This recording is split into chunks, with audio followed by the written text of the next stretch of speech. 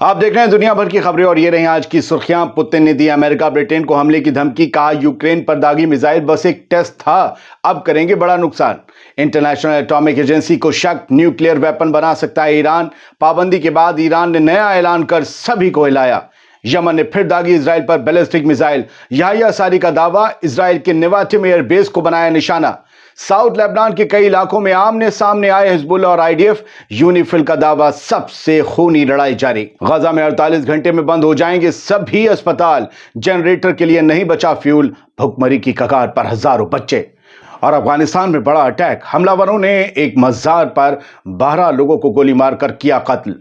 आजाद बोल इंडिया में आप सभी का खैर मकदम है। आपके साथ मैं आदिल खान आजाद। 22 नवंबर 2024 है आज। आप देख रहे हैं रात 10 बजे का स्पेशल शो दुनिया भर की खबरें थोड़ी देर से। चलिए शुरू करते हैं दुनिया भर की खबरों का ये सफर तफसील से।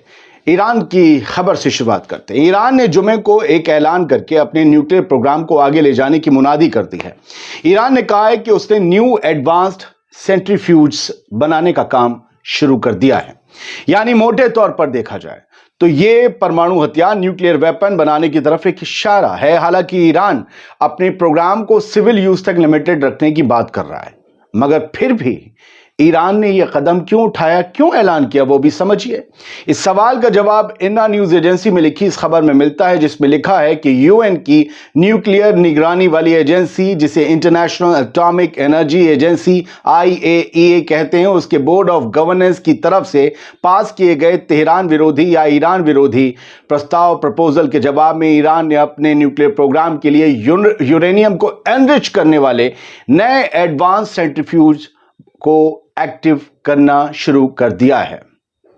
इस प्रपोजल में ईरान पर नई पाबंदियां लगाने का जिक्र है और यहीं से ईरान खिसिया गया। खबर का दूसरा पहलू भी देखिए, क्योंकि मुकम्मल नहीं होती खबर सिर्फ एक तरफ की बात हो जाए। International atomic energy agency IAEA की हालिया रिपोर्ट ये बताती है कि ईरान का यूरेनियम भंडार स्टॉकपाइल अब हथियार बनाने के लेवल के बेहद करीब है। इस रिपोर्ट में यह कहा गया है कि ये डेवलपमेंट पूरे मिडिल ईस्ट और ग्लोबल सिक्योरिटी पर बड़ा असर डाल सकता है। दोस्तों, ईरान ने आज तक किसी भी मुल्क में जाकर कोई जंग नहीं छेड़ी। उधर पूरी दुनिया में इंसाफ करने के नाम पर अपनी फौज उतारता रहा अमेरिका। आप जानते हैं उसके पास कितने न्यूक्लियर बम हैं। ईरान के पास एलानिया तौर पर एक भी न्यूक्लियर बम नहीं है, जबकि अमेरिका के पास एलानिया तौर पर 5044 बम हैं। तो फिर ईरान दुनिया के लिए कैसे खतरा हो सकता है, ये मुझे समझ नहीं आता। बहुत से लोग कहेंगे ईरान ने परमाणु बम बना। ईरान ने खुद कबूल नहीं किया है, बना लिया है। आपको पर्सनली कान में आकर बताया होगा, हेलो बन गया। लेकिन मुझे नहीं पता जब तक लिखा नहीं जाएगा। भारत का मेन स्ट्रीम मीडिया क्या कर रहा है, यह भी ईरान से जुड़ी खबर है। दूसरी खबर है, ठीक है, भारत का मेन स्ट्रीम मीडिया अपने सामने रोज दम तोड़ रहे सिस्टम की भले फिक्र ना करे, लेकिन उसको ईरानी supreme leader Ayatollah Ali Khamenei की सेहत और जिंदगी में बड़ी दिलचस्पी है और उसकी बड़ी फिक्र भी है।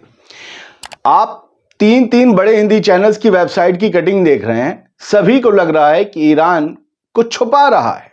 इन्हें लग रहा है कि खामनेई या तो कोमा में है या तो उन्हें कैंसर हो गया है और ईरान छुपा रहा है। लेकिन दिल्ली NCR में बसने वाले इस मीडिया चैनल्स को, इन तमाम मीडिया चैनल्स को, फिल्म सिटी में रहते हैं, इनको अपने दफ्तर से महज 19.6 किलोमीटर दूर भारत के सबसे बड़े अस्पताल एम्स के बाहर इलाज के लिए महीनों बाद की डेट मिलने वाले मरीजों की कतारें नहीं दिखती। 3 महीने की डेट मिलती है, 6 महीने की डेट मिलती है, 2 महीने की डेट मिलती है। प्राइम मिनिस्टर ऑफ विश्व गुरु इंडिया के सरकारी घर से यह अस्पताल एम्स महज 6 किलोमीटर दूर। फिर भी हमारे मीडिया को पता करना है कि ईरान क्या छुपा रहा है। अरे यारो, कभी यह भी पता कर लेते कि हमारी हुकूमत क्या छुपा रही है। वैसे अली खामनेई साहब को मेरा एक मशवरा है, अगर वो माने, रोज शाम 6 बजे भारत के सभी चैनल्स के नाम अपना एक हेल्थ बुलेटिन जरूर जारी कर दिया करें, ताकि इधर वाले जहनी तौर पर बीमार ना पड़ें, उन्हें पता चलते रहे कि आप बीमार नहीं हैं। अब बात रूस की। रूस के सदर व्लादिमीर पुतिन ने खुद सामने आकर ही बताया है कि रूस ने 21 नवंबर को यूक्रेन पर किसी ICBM से नहीं बल्कि मीडियम रेंज की मिसाइल से हमला किया था। उन्होंने दावा किया कि यह मिसाइल एक टेस्ट लॉन्च था। पुतिन ने एक वीडियो बयान जारी करके बताया कि यह एक हाइपरसोनिक बैलिस्टिक मिसाइल है जिसका नाम ओरेशनिक रखा गया है। पुतिन के बयान के बाद इस मिसाइल को लेकर चर्चा शुरू हो गई है। पुतिन ने कहा कि रूस ने यूक्रेनी शहर दनिप्रो में अपनी लेटेस्ट मीडियम रेंज मिसाइलों में से एक ओरेशनिक लॉन्च की है। यूक्रेन का यह शहर मिसाइल और स्पेस रॉकेट कंपनी पिवडेनमाश का सेंटर है। पुतिन ने इस नए मिसाइल की खासियत बताते हुए कहा कि ओरेशनिक एक हाइपरसोनिक बैलिस्टिक मिसाइल है। ये स्पीड ऑफ साउंड यानी आवाज की रफ्तार से भी 10 गुना ज्यादा स्पीड से सफर करती है और इसलिए इसे रोका नहीं जा सकता। कोई भी एयर डिफेंस सिस्टम इसे छू नहीं सकता, गिरा नहीं सकता। दोस्तों, चर्चा यह है कि इस मिसाइल की रेंज 5000 किलोमीटर है, जिससे रूस 20 मिनट में ही यूरोप के ज्यादातर हिस्सों और अमेरिका के मगरबी साहिल पर हमला कर सकता है। यह मिसाइल 6 से 8 पारंपरिक कन्वेंशनल वॉरहेड या फिर एक न्यूक्लियर वॉरहेड भी ले जा सकती है। इसे एक न्यूक्लियर मिसाइल कहना गलत नहीं होगा। भाई पुतिन से ही जुड़ी एक दूसरी खबर है। व्लादिमीर पुतिन ने अब अमेरिका और ब्रिटेन पर भी बड़ा हमला करने की धमकी दी है। पुतिन की यह धमकी या वार्निंग यूक्रेन की तरफ से रूस पर अमेरिका और ब्रिटेन से मिली मिसाइलों के इस्तेमाल के बाद सामने आई है। यूक्रेन ने अमेरिका और ब्रिटेन दोनों की मिसाइलें दागी ना रूस पर। रूस ने यूक्रेन पर किए हमले में इस्तेमाल की गई नई बैलिस्टिक मिसाइल से ब्रिटेन पर भी अटैक करने की धमकी दी है। पुतिन ने एक टेलीविजन बयान में कहा कि वो उन लोगों के खिलाफ बड़ी कार्रवाई करेंगे जो रूस पर हमला करने के लिए यूक्रेन को हथियार देंगे। यानी खुले तौर पर नाटो के मेंबर्स को, अमेरिका को, यूके को और बाकी ममालिक को ये खुली वार्निंग थी पुतिन की, प्लीज स्टे अवे। अब खबरें कुछ लाइव। आज जुमा था।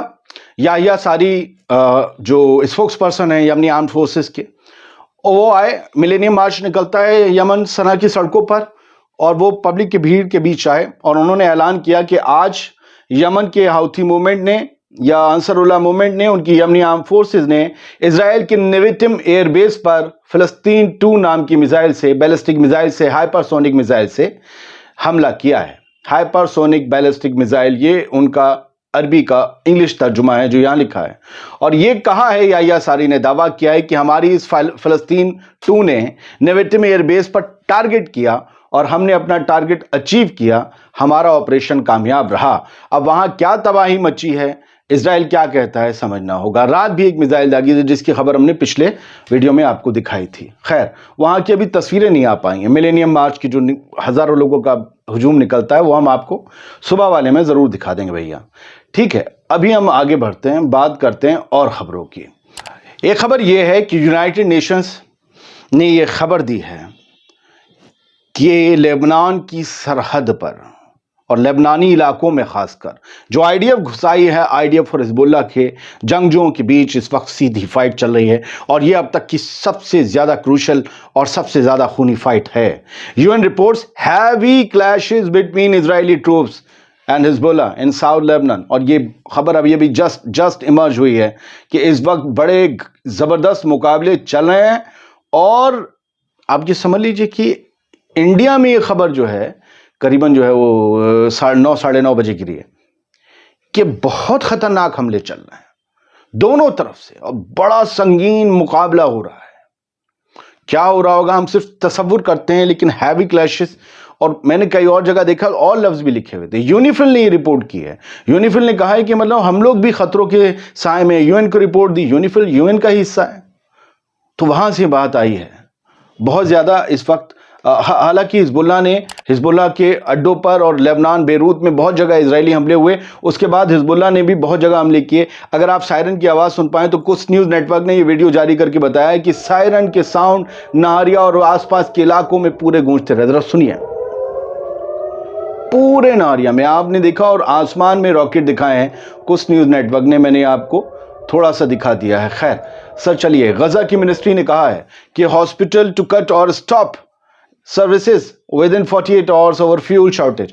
गजा के अस्पतालों के पास भी अब तेल फ्यूल नहीं बचा है। आम लोगों की तो बात छोड़ दीजिए, अब ये बात कह दी गई है कि या तो सर्विसेज में कटौती कर देंगे गजा के अस्पताल, या पूरी तरीके से अस्पतालों को बंद करना पड़ेगा। जो अब बाकी रह गए, बाकी तो ब्लास्ट में उड़ा ही दिए गए हैं, क्योंकि अब वहां पर फ्यूल नहीं बचा है। सोचिए जो बुरी तरीके से जख्मी उन मरीजों का क्या होगा अगर अस्पतालों में इलाज बंद हो गया तो। बहुत बुरी हालत है। अगर मैं आपको एक तस्वीर दिखाऊं तो शायद आपका कलेजा खुरच जाए। इसे हिम्मत बांध कर देखा जरूर करिए। एक बच्ची है और पीछे बच्चे हैं सारे। अपने अपने भगोने पतीले जो बर्तन भी घर में बच गए वो लेकर आए हैं, खैरात मांगने की तरह बिल्कुल लाइन में लगते हैं रोज। ये खुददार लोग थे, खुद मुख्तार लोग थे, और अब ये भिखारी बना दिए गए। लगते हैं रोज रिज़्क पाने के लिए, दाल चावल पता नहीं क्या उन्हें मिलता होगा, वहां का उबला हुआ खाना मिलता है, बस पेट भर जाए। एक बच्ची है वो रो रही है, उसको नहीं मिला है, या वो खाना पाने की जद्दोजहद में देखा नहीं जाता है। अफगानिस्तान में 12 लोगों को गोली मार दी गई। एक श्राइन पर, एक मजार पर यह हादसा हुआ अफगानिस्तान में। ये लोग मजार पर गए थे, ज़ायरीन थे, नाहरीन डिस्ट्रिक्ट है वहां पर, ये बागलान प्रोविंस था, वहां पर हुआ। बहुत से लोग पूछते हैं कि अफगानिस्तान वाले क्यों नहीं आ रहे गजा में। अरे इससे निकलेंगे तो जाएंगे ना। हाँ, मेरी हंसी में आपको क्या दिखा? क्या तंज नहीं दिखा? ये अपने फिरकेबाजियों से निकलेंगे। हमने तो पिछले यकजहती की बात की थी। आपको ना चाहने वाले सब एक नजर से देख रहे हैं। आप कह रहे हैं जी हम सुन्नी हैं, हम ये हैं, हम वो हैं। आप कह रहे हैं कि जी वो उन्हें मुसलमान नहीं कहना चाहिए। अरे भाई तुम छोड़ो ना, यहां तो हर एक फिरका दूसरे फिरके वाले को मुसलमान नहीं मानता। तुम ये देखो, जो नहीं है मुसलमान वो तुम्हें क्या मान रहे हैं? एक मान रहे हैं। आप अपनी नजर में एक नहीं हो, अपने ना चाहने वाले की और आम लोगों की नजर में, जो गैर मुस्लिम है, आम लोग भी होते हैं, सारे अच्छे ही हैं ज्यादातर, उनकी नजर में एक हो, सिर्फ मुसलमान। खुश रहिए, सलामत रहिए।